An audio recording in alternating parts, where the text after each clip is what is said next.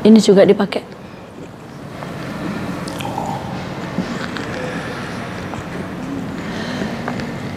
Bismillahirrahmanirrahim. Assalamualaikum warahmatullahi wabarakatuh. Alhamdulillahilladzi an'amana bi ni'matil Islam wal iman wal ihsan. Thumma salatu wassalamu ala sayyidina Muhammadin alladzi akhrajan nasa minadh dhulumati ilan nur. Wa qala Rasulullah sallallahu alaihi wasallam,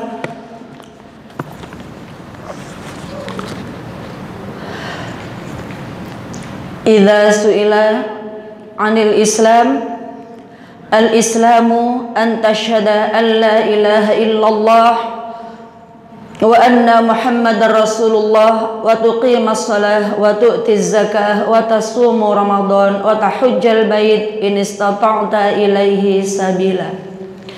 Wa qala Allah ta'ala fi kitabihil karim, a'udzu billahi minasy syaithanir rajim. Bismillahirrahmanirrahim. Kama arsalna fikum rasulan minkum yatlu alaikum ayatina wa yuzakkikum wa yu'allimukumul kitaba wal hikmata wa yu'allimukum ma lam takunu ta'lamun.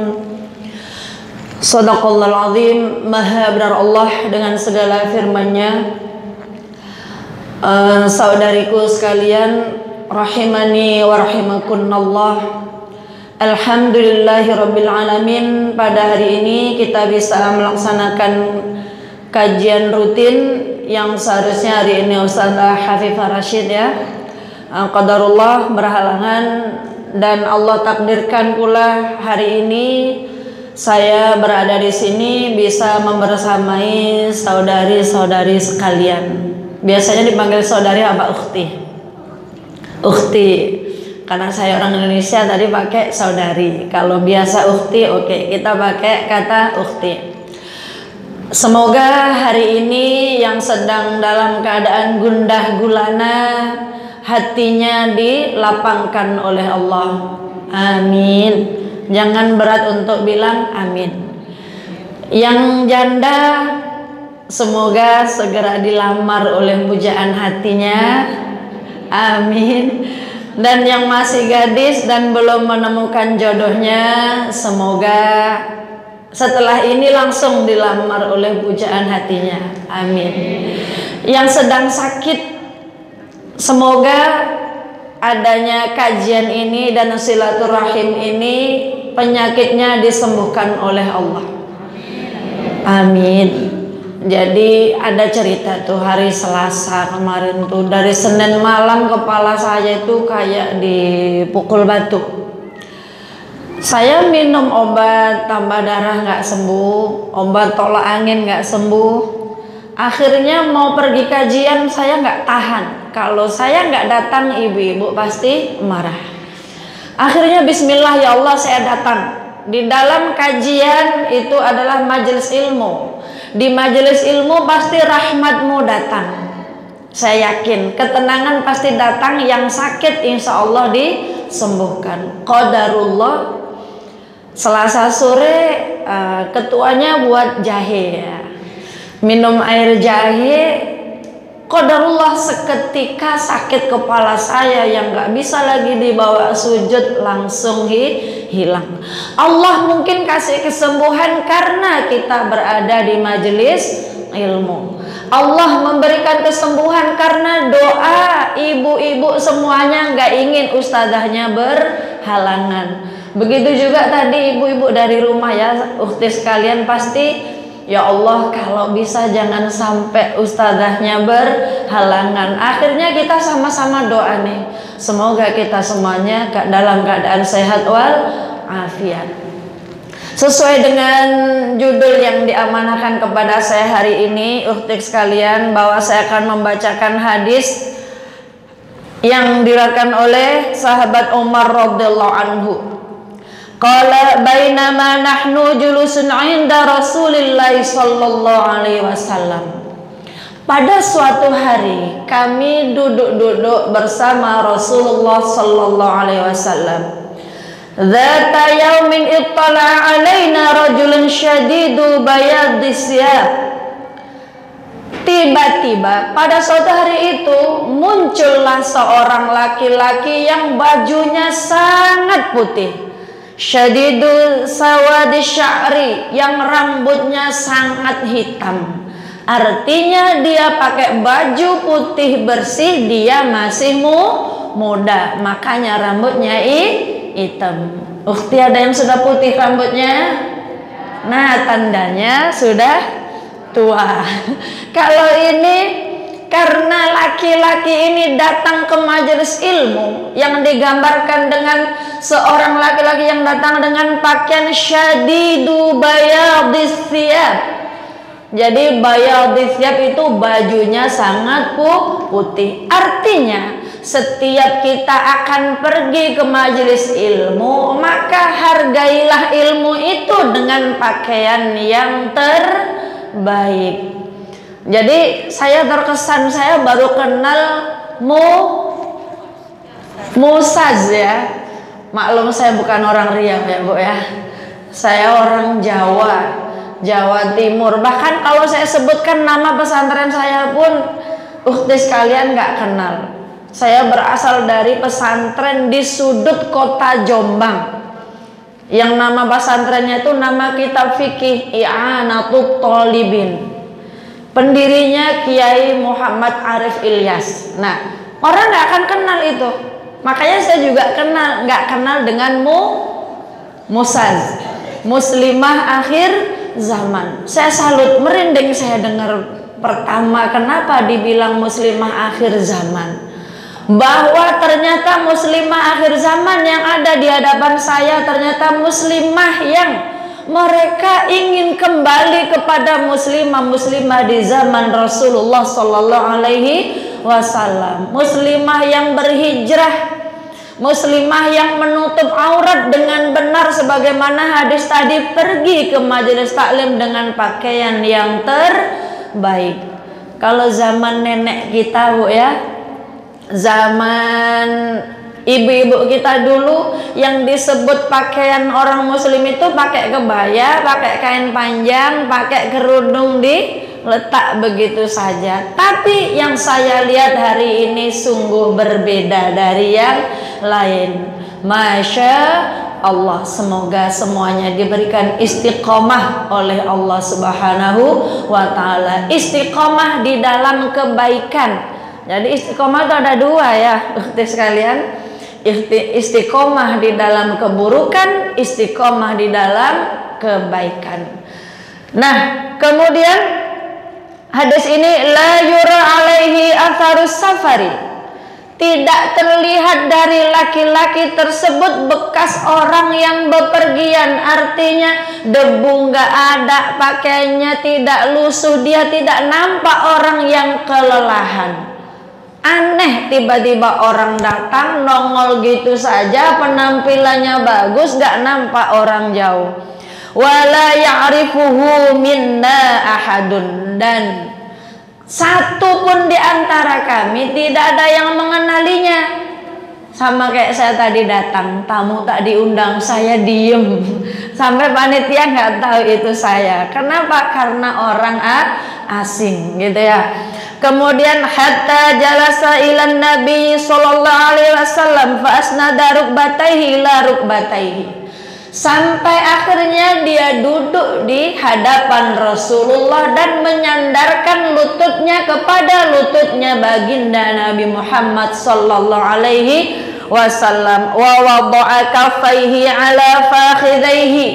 Lalu ia meletakkan pahanya, kedua telapak tangannya di atas pahanya Rasulullah. Sok kenal, sok akrab, sok dekat. Nah, Rasulullah lagi duduk, dia datang didekatkan pahanya, disandarkan tangannya, diletak di atas paha Rasulullah. Nah, kemudian wa qala ya Muhammad, wahai Muhammad, akhbirni anil Islam. Kemudian Rasulullah menjawab, al-Islamu, Islam adalah anta syahada an la ilaha illallah wa anna Muhammadar Rasulullah.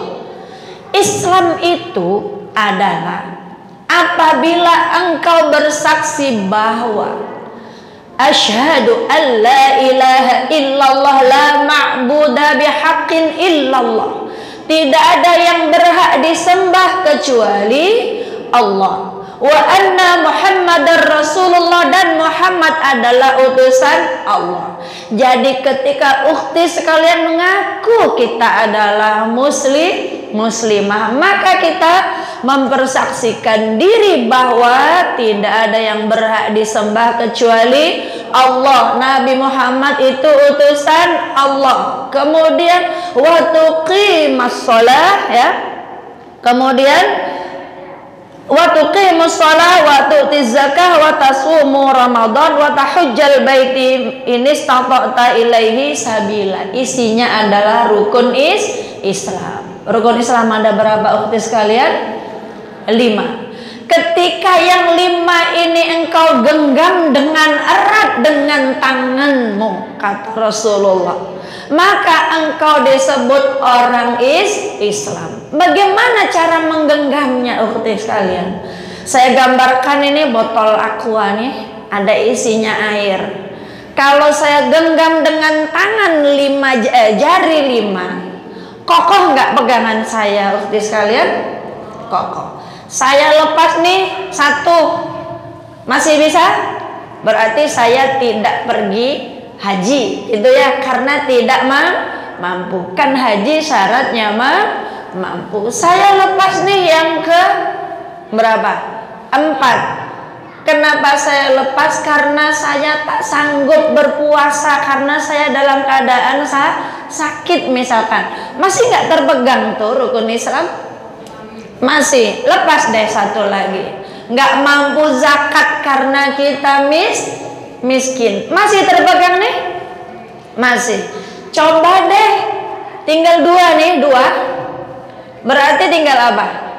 Syahadat dan sholat. Artinya, jika engkau mengaku Islam, engkau muslimah, nggak mampu yang 3, minimal yang 2 deh ada di dalam diri seseorang. Apa itu? Syahadat dan sholat. Kita ngaku Islam tak sholat, tak terangkat lagi nih ukhti sekalian. Terletaklah botol nih, manalah bisa jempol kita ngangkat botol ini. Begitulah gambaran rukun Islam yang diberikan oleh Rasulullah Sallallahu Alaihi Wasallam. Jika ngaku engkau muslim, peganglah yang 5 itu. Artinya apa? Islam itu adalah keyakinan penyerahan diri sepenuhnya kepada Allah disertai ketaatan yang disertai dengan amal badan, yaitu amaliyah yang berupa rukun Islam yang ada 5. Lalu orang yang bertanya tadi mengatakan sodaqta, engkau benar. Kemudian fa'ajibna lahu yas'aluhu wa yusaddiquhu, maka kami kagum tuh kepada laki-laki tadi. Dia bertanya, dia pula yang membenarkannya. Dia tanya, dia membenarkan. Ibarat kata, kau yang mulai, kau yang mengakhiri, ya kan? Dia tanggung jawab, dia tanya, dia membenarkan. Kemudian dia tanya lagi, fa akhbirni 'anil iman, qalat an tu'mina billah wa malaikatihi wa kutubihi wa rusulihi wal yaumil akhiri wa tu'mina bil qadri khairihi wa syarrihi. Iman itu apa? Rasulullah menjawab, jika engkau percaya kepada Allah. Kemudian semua sudah hafal ukhti ya? Coba kita sebutkan. Percaya kepada Allah, kemudian malaikat Allah, kitab-kitab Allah, kemudian Rasul Allah, hari akhir dan takdir baik serta takdir buruk. Kemudian dia bertanya lagi, dia menjawab lagi, sodaqta, engkau benar. Qala fa'akhbirni 'anil ihsan. Orang ini bertanya tentang ihsan. Rasulullah menjawab, anta'budallaha ka'annaka tarah. Jika engkau beribadah kepada Allah ka'annaka tarahu, inilah tingkatan yang tertinggi dari yang disebut ihsan. Ihsan itu adalah seseorang beribadah kepada Allah dengan hati yang ikhlas, dengan rasa roja. Roja itu berharap bahwa dalam beribadah itu dia benar-benar ingin bertemu dengannya. Ibu sholat karena ingin bertemu dengan siapa? Allah. Kita juga zakat, kita juga puasa karena keyakinan kita ingin bisa bertemu dengan Allah. Nah, orang yang beribadah dengan tingkatan ihsan yang pertama itu disertai dengan harap bahwa dia bertemu dengannya. Kemudian Rasulullah menjawab lagi, fa illam takun tarah, jika engkau tidak bisa melihat Allah, kata Rasulullah, fa innahu yarab, maka sesungguhnya dia, Allah itu melihatmu. Ini tingkatan ihsan yang kedua. Artinya apa? Beribadah kepada Allah disertai dengan rasa khauf, takut. Kita ibadah nih ya udah sekalian, tapi karena kita takut siksanya Allah. Sama kayak saya dulu pertama kali mau pakai jilbab. Saya udah masuk pesantren nih ya udah sekalian, pulang ke rumah nggak mau saya pakai jilbab. Kenapa? Alasan saya panas. Yang kedua diejek sama kawan-kawan. Udah alim sekarang ya gitu. Jadi semuanya jadi beban. Akhirnya tetap pakai karena apa? Merasa takut nanti kalau nggak pakai jilbab, kepala diikat, disambungkan ke sini, ditarik ke atas. Itu ihsan tingkatan yang kedua. Berarti yang pertama apa nih?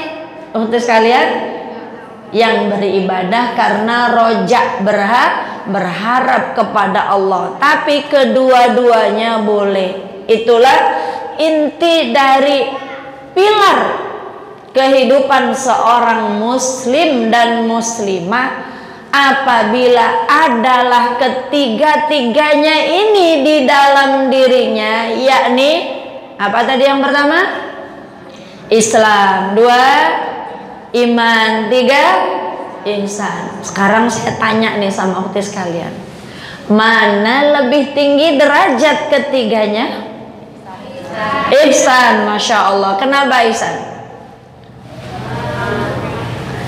Karena orang yang muslim belum tentu mukmin, tapi antara mukmin dan muslim pasti bergandengan tangan. Dan orang mukmin, muslim yang mukmin itu akan semakin tinggi derajatnya jika dia dibarengi dengan ihsan. Artinya lengkaplah kita jika kita mukmin, muslim dan muhsin. Jadi lengkap ya. Cuma bagaimana cara melengkapinya? Maka kembali kepada ayat yang saya baca di depan tadi, bahwa semuanya akan bisa kita capai jika kita melakukan yang namanya wa yuzakkikum, dan Allah telah membersihkan kalian. Maksud dari kata membersihkan itu apa sih? Yaitu ihsan itu disertai dengan tazkiyatun, ya, membersihkan jiwa. Membersihkan jiwa dari apa? dari akidah yang menyeleweng yang dibarengi oleh subhat-subhat, kemudian dari akhlak yang mazmumah, dan dibersihkan kita dari segala bentuk kesyirikan. Sekarang saya mau cerita nih Bu ya, sedikit sebelum kita lanjut tentang tazkiyatul nafs, tentang pembersihan jiwa. Suatu hari, boleh saya cerita nih? Masya Allah, nenek-nenek hobinya cerita. Jadi karena saya sudah nenek-nenek, maka saya cerita. Suatu hari ya, Abdullah bin Amr bin As, dia bersama Rasulullah dan para sahabat Nabi juga. Kemudian Rasulullah mengatakan, sebentar lagi nih akan ada orang ahli surga yang lewat. Dinanti-nanti nih oleh para sahabat, siapa yang lewat? Ternyata nggak lama lewatlah seorang laki-laki yang jenggotnya basah, netes-netes air, sisa air wudhu, dan nenteng sandal di tangan sebelah kiri. Kira-kira kalau ditengok jalannya itu orang meyakinkan apa nggak meyakinkan? Orangnya nggak meyakinkan. Ukhti lewat nih jalan, tenteng kaos kaki, basah-basah keluar dari kamar mandi. Kok ada yang bilang orang ini ahli surga? Tentu orang heran. Kok dia yang lewat? Besoknya kejadian yang sama terulang. Rasulullah mengatakan lagi bahwa sebentar lagi akan ada ahli surga yang lewat sini. Ditengok yang lewat dia lagi, sahabat Ansor tadi. Berulang sampai hari ketiga. Akhirnya Abdullah bin Amr bin As ini nggak sabar, pingin tahu rahasianya apa sih kok sampai Rasulullah mengatakan ini orang adalah ahli surga. Padahal masih di dunia, tapi sudah dicap sebagai ahli surga.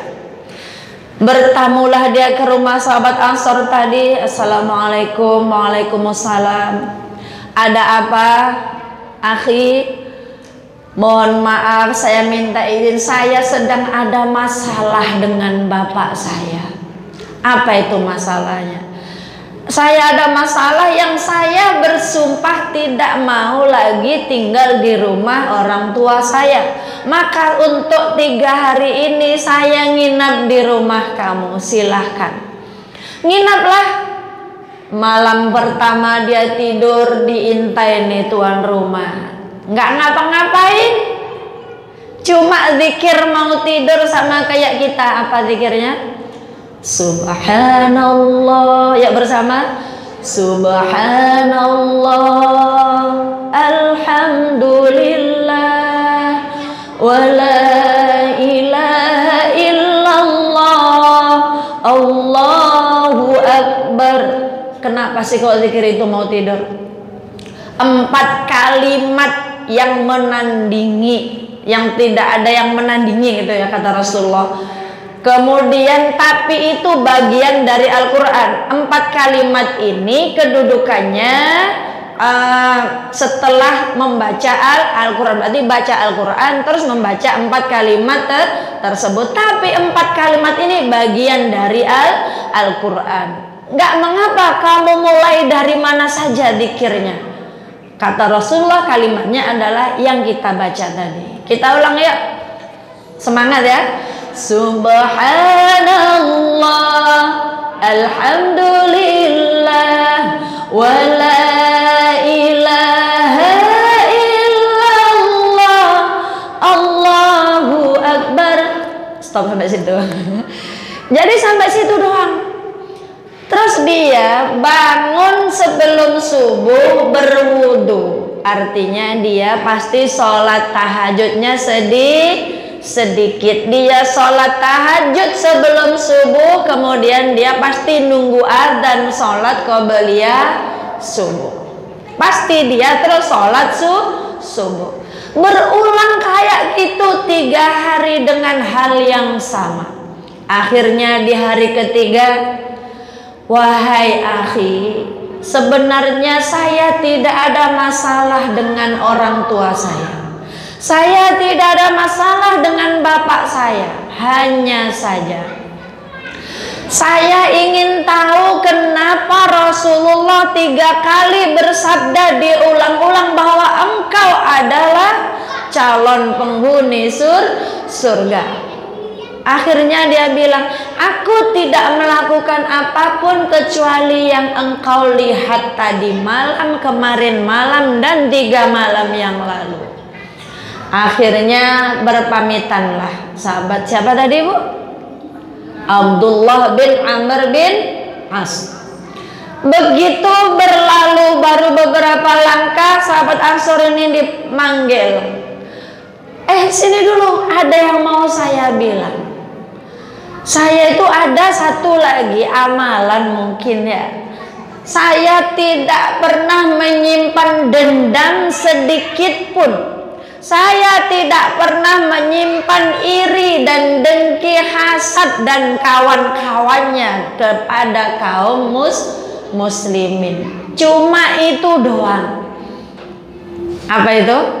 Membersihkan hati, membersihkan jiwa. Jadi kenapa sih kok ihsan ini derajatnya lebih tinggi? Karena orang yang muhsin, orang yang hatinya bersih, masih di dunia saja mendapatkan label ahlul jannah. Semoga kita semuanya termasuk yang dicap oleh Allah dan Rasulullah sebagai ahli surga. Amin. Allahumma amin. Jadi habis ini nih, masih ada nggak kita yang nyimpen dendam gitu? Ada dong Ustazah. Kami manusia biasa. Setidaknya kita tetap berusaha mau tidur itu, ya Allah, saya maafkan orang-orang yang telah menzalimi saya hari ini gitu. Boleh kita lanjutin lagi? Boleh.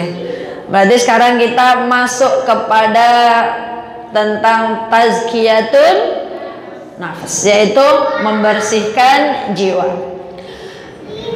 Kama arsalna fikum rasulan. Allah Subhanahu wa taala berfirman, sebagaimana telah aku sempurnakan nikmatku kepadamu adalah aku utus kepada kalian rasul. Jadi diutusnya Nabi Muhammad kepada kita ukhti sekalian adalah bentuk penyempurnaan nikmat dari Allah Subhanahu wa ta'ala. Nikmat kita disempurnakan dengan adanya utusan tersebut.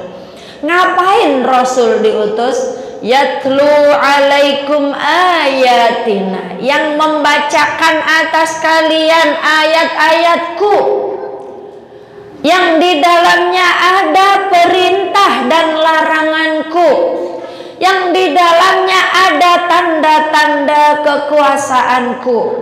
Itulah tugasnya Rasul. Kemudian wa yuzakkikum, dan yang membersihkan kalian. Nah, di sini maksud dibersihkan adalah dari noda kesyirikan dan dari keburukan akhlak manusia. Nyatalah bahwa Rasulullah mengatakan innama bu'ithtu liutammima makarimal akhlak. Rasulullah mengatakan sesungguhnya aku diutus kepada kalian untuk menyempurnakan akhlak. Boleh saya bertanya lagi nih ukhti?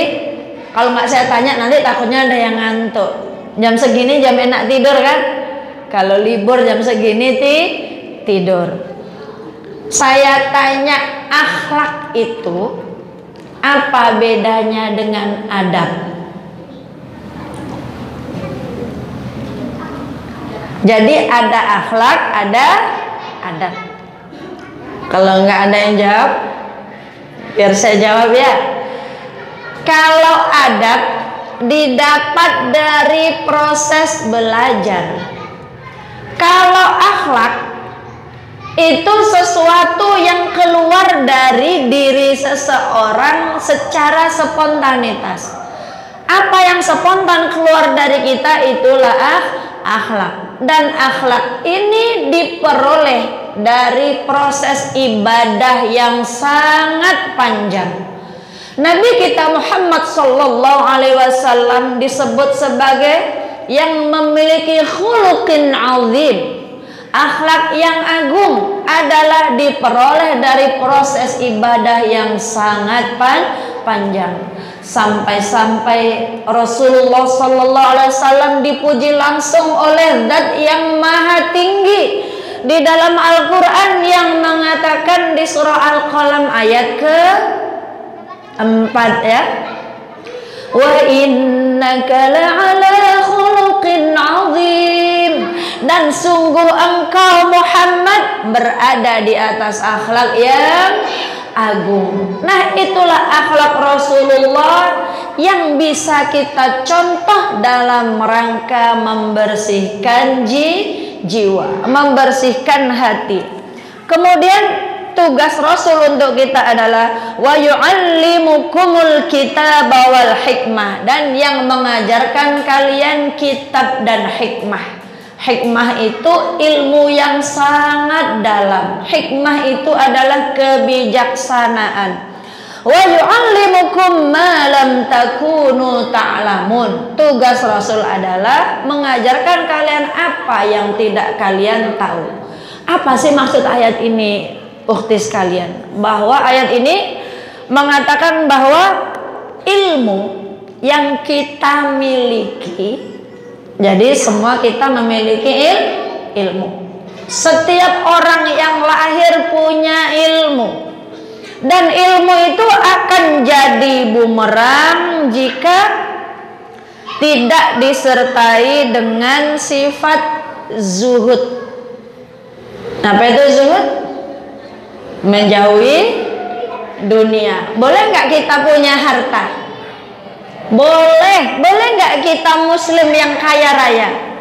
Boleh. Tapi jangan sampai harta itu menjadi Tuhan kita. Jangan sampai harta itu yang menguasai kita. Jangan sampai kita merasa hidupku tidak aman tanpa adanya harta. Itu sudah dicontohkan ya. Kalau Nabi bertanya kepada anaknya, Nabi aku bertanya apa sebelum meninggal kepada anak-anaknya? Ma ta'buduna min ba'di, apa yang kalian sembah setelah aku wahai anakku? Tapi ternyata kita zuhudnya salah. Yang kita tanya apa? Ma ta'kuluna min ba'di, apa yang kalian makan nak kalau mama sudah nggak ada? Apa yang kalian makan nak kalau sawit ini kita sedekahkan? Akhirnya apa? Coba kita lihat. Yang paling rakus adalah orang-orang kaya. Yang paling kikir justru orang-orang yang kaya. Mobil 2 kurang 3, mobil 3 kurang 4, sawit 100 hektar kurang dari itu lagi. Bila perlu 1000 hektar sawit milik dia semua. Sampai yang terjadi apa? Setiap tahun di kota kita apa yang terjadi bunda sekalian? Iya, karhutlah, pembakaran hutan lahan. Yang ngirup asapnya kita. Yang menikmati lahan sawit siapa? Mereka yang bakar. Yang sakit kita, mereka enak-enakan di rumah pakai AC. Bayangin, siapa yang rakus sebenarnya? Itulah kezuhutan kalau tidak ada pada diri seorang muslim. Ilmunya nggak ada guna. Kenapa? Semakin kaya semakin rakus, semakin tua umurnya semakin ingin menumpuk harta. Sampai kadang-kadang punya rumah sewa dipamerkan ke orang 100 pintu. Biasa orang makan baru ya, rumah sewanya berderet. Tapi tak mau satupun dihibahkan kadang kepada rumah tahfiz kek, rumah pengajian kek. Semuanya digenggam. Kenapa? Takut dengan kata-kata mata kuluna mim ba'di, apa yang kalian makan nak kalau kami sudah nggak ada. Ayah kami ini, ayah saya kandung ya, meninggal nggak ninggalin apa-apa. Saya itu udah minta warisan dari kelas 3 SD loh. Ayah, nanti warisan saya yang mana? Kok nanya warisan nak, masih kecil? Iya ya, nanti saya makan apa kalau ayah sudah meninggal? Masih kecil itu. Ayah saya bilang apa? Ayah nggak tinggalin harta sama kamu nak, ayah cuma tinggalin ilmu. Nangis saya. Kok dikasih cuma ilmu ya? Untuk apa ilmunya ya? Kalau kamu ayah kasih harta, ayah mati habis. Tapi kalau kamu saya ke ayah tinggalin ilmu nak, sampai dimanapun kamu nanti kayak batang ubi loh, kata ayah. Kenapa batang ubi ya? Dicucuk di sini hidup, dicucuk di sana hidup. Kamu nggak akan kelaparan kalau kami hidup dengan ilmu. Itu pesan almarhum ayah saya, dan nangis saya kalau ingat tuh. Bener-bener nggak ninggalin apa-apa. Jangankan untuk ninggalin ya, sekolah aja nggak bisa beres PP itu ayah saya. Saya kuliah S1, S2, saya sampai semuanya itu juga ayah saya nggak ada uang itu. Semuanya dari Allah. Kenapa? Tekad orang tua yang memberi rezeki bukan aku nak, tapi yang memberi engkau rezeki itu Allah. Maka hilangkan rasa kepemilikan kepada dunia terlalu kita genggam, dan jangan terlalu mengkhawatirkan nasib anak cucu. Kenapa? Setiap anak yang lahir bunda, ukhti sekalian, sudah dengan rezekinya. Benar gak? Dan engkau tidak akan mati sebelum rezekimu sempurna. Makanya lihat orang kalau sudah mau meninggal, mau nggak makan? Nggak mau. Minum, mau nggak? Nggak mau.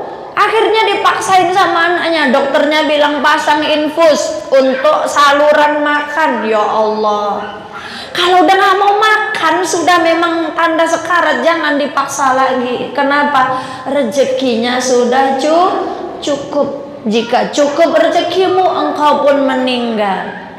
Takut meninggal, ukhti sekalian? Takut? Saya yakin saya lupa terus deh. Musaz bukan berarti menentang kematian, tapi musaz adalah orang yang tidak takut bertemu dengan Allah. Kenapa sih kayak gitu? Kita asalnya dari Allah, pasti kembali kepada Allah. Awak belajar belum tentu pintar. Awak bekerja belum tentu kaya. Tapi awak hidup pasti mati. Maka zuhud ini perlu dalam rangka membersihkan jiwa kita dari kerakusan dan ketamakan. Kemudian ikhlas, tawaduk, dan kebersihan jiwa. Kemudian ada seorang ulama bertanya, kenapa sih ulama zaman dulu kalau ngomong nih omongannya menghujam sampai ke hati, sampai di akhir zaman pun dipakai? Para ulama menjawab, karena mereka berbicara mereka untuk kemuliaan Islam dan keselamatan jiwa. Pembicaraan mereka semata-mata mencari keridhaan Allah Subhanahu wa ta'ala. Maka kalau ukhti sekalian sudah ikut yang namanya tarikat ya, itu ngomongnya dihitung ya, nggak boleh terlalu banyak bicara, karena orang yang banyak bicara dia yang pasti banyak salah. Berarti saya ya. Boleh berbicara yang banyak asal pembicaraan kita adalah hikmah. Yang kita bicarakan adalah ilmu. Lah kalau ustazah diem kayak mana? Ustazahnya nggak mau ngomong lagi, gimana dia ngajar? Maka ada orang yang ditakdirkan untuk ngomong, itulah bu guru. itulah ustazah, itulah MC. Saya nggak bawa jam nih, jamnya masih ada. Saya kalau nengok jam dari jauh nggak nampak, tapi orang ganteng saya nampak. Berarti kalau waktu yang udah habis kasih tahu ya. HP saya tinggal gitu. Oh ini. Lanjut Bun. Karena udah panas suasananya, kita bersolawat dulu ya. Sallu ala Nabi Muhammad. Allahumma salli wa sallim alaihi. Umat Nabi Muhammad itu kalau dengar namanya disebut langsung bersolawat. Saya ulang. Sallu ala Nabi Muhammad. Allahumma salli wa sallim alaihi. Allahumma salli ala Sayyidina Muhammad wa ashghili zalimin bil zalimin. Allahumma salli ala Sayyidina Muhammad wa ashghili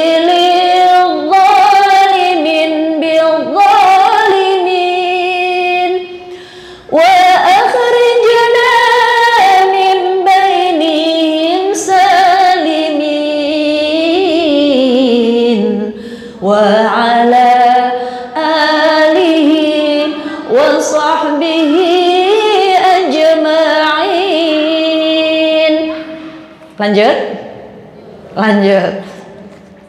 Sekarang hakikat tazkiyatun nufus. Itu ya, hakikat membersihkan jiwa.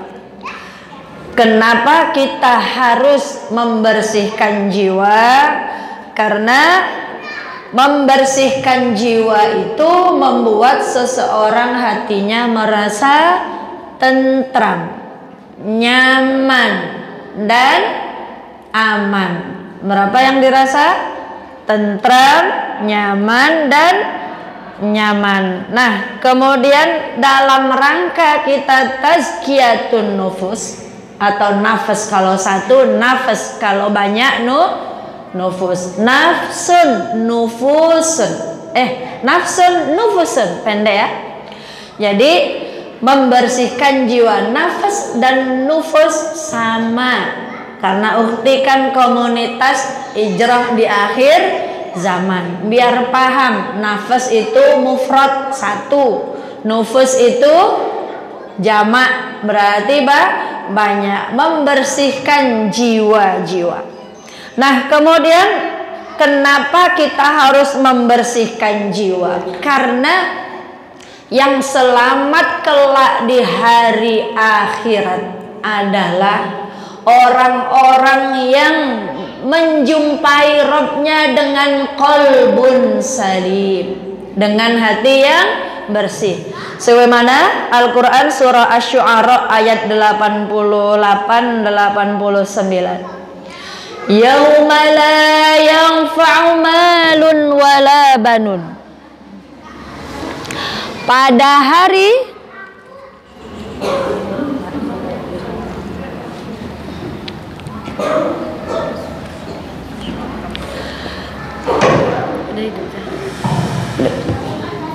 hari di mana la yanfa'u malun, harta, wa banun, dan anak-anak kita tidak bisa memberi pertolongan kepada kita, tidak bisa memberi syafaat kepada kita, illa man atallaha biqalbin salim, kecuali hanya orang-orang yang datang kepada Allah, hanya orang-orang yang menjumpai Allah dengan hati yang bersih. Tafsirnya apa sih? Jadi di dalam tafsir Munir dijelaskan begini ya, ukhti sekalian. Al-muradu bil qalbis salimi huwa al-khali minal aqaidil fasidah. Yang dimaksud dengan qalbun salim dalam tafsir Munir adalah hati yang bersih dari akidah-akidah yang rusak. Bagaimana akidah yang rusak? Saya ambil satu contoh saja. Akidah rusak. Sekarang ukhti sekalian semuanya sudah meyakini bahwa semua yang dikatakan oleh Rasulullah adalah benar. Karena Rasulullah tidak pernah berbicara tidak bicara kecuali illa wahyu yuha.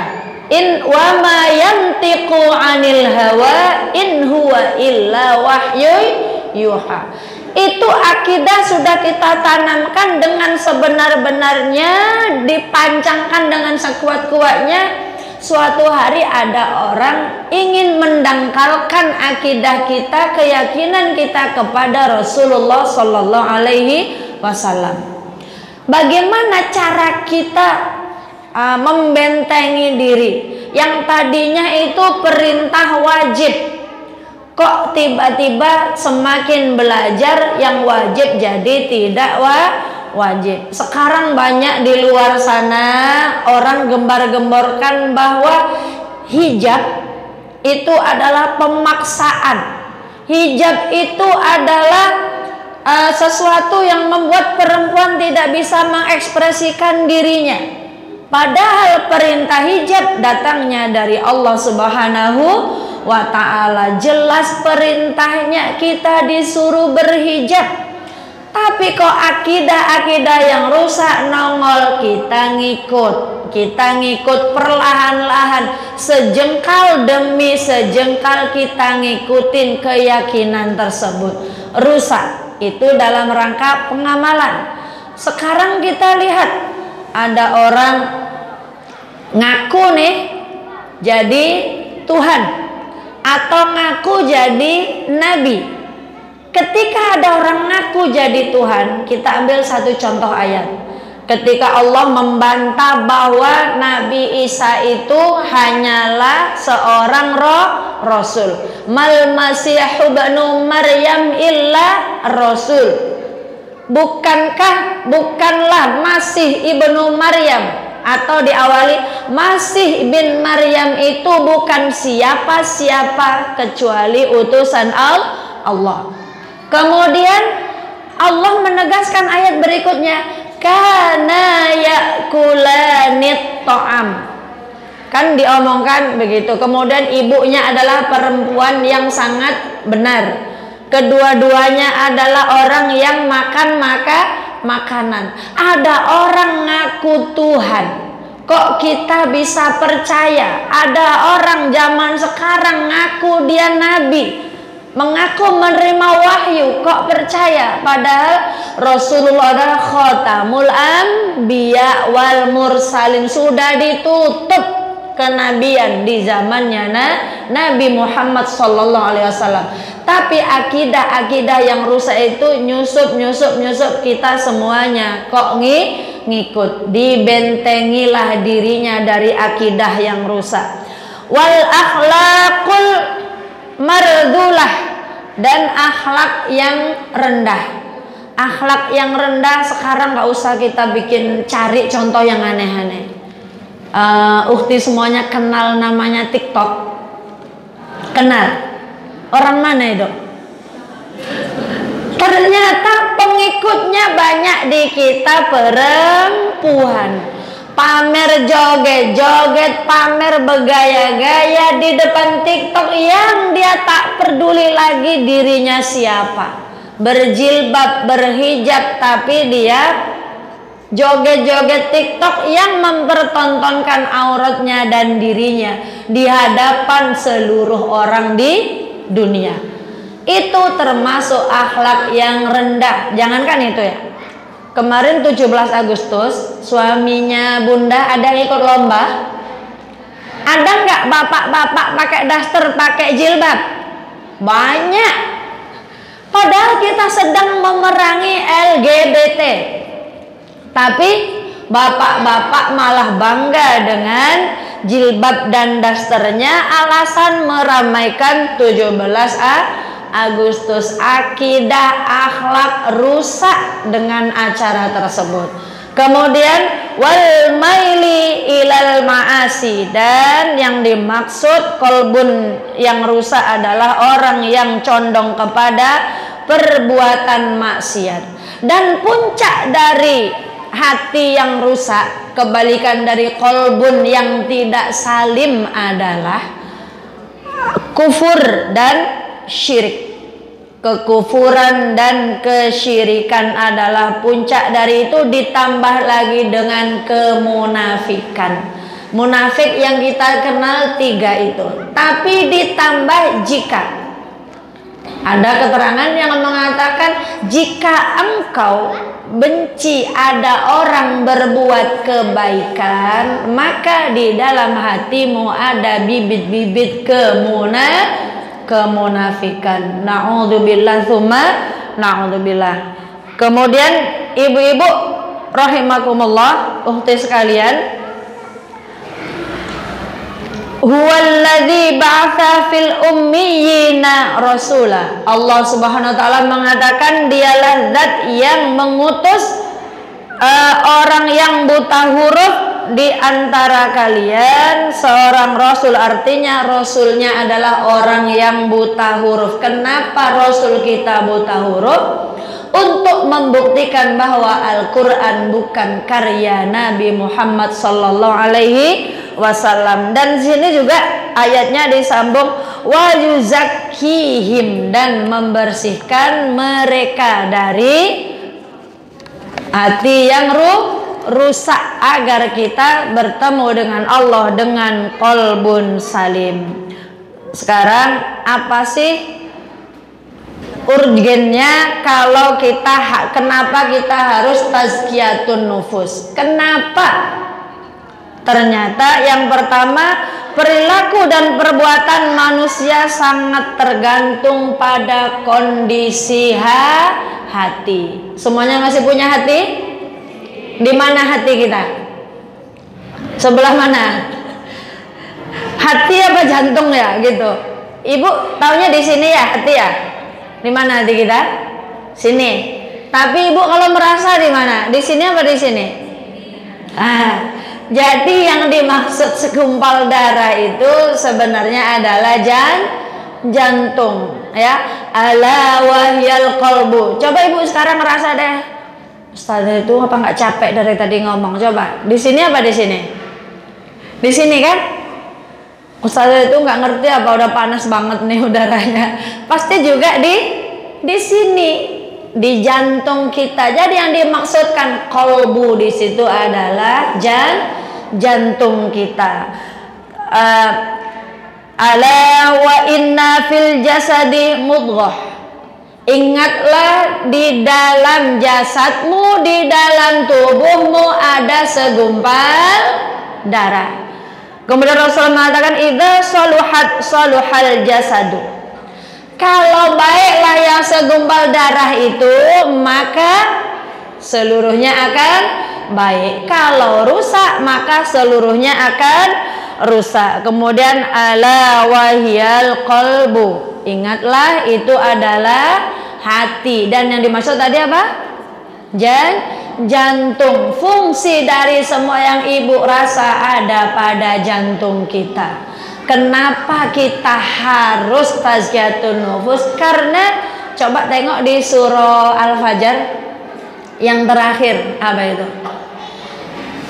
Ya ayyatuhan nafsul mutmainnah, wahai jiwa-jiwa yang tenang. Jadi orang yang hatinya bersih itu jiwanya tenang. Mau ada tetangga mobilnya baru, awak insya Allah nggak pingsan. Ada tetangga pakai emas banyak, awak nggak silau. Ada tetangga dapat nikmat, kita senang. Maka kita disebut dalam Al-Quran nafsul mutmainnah.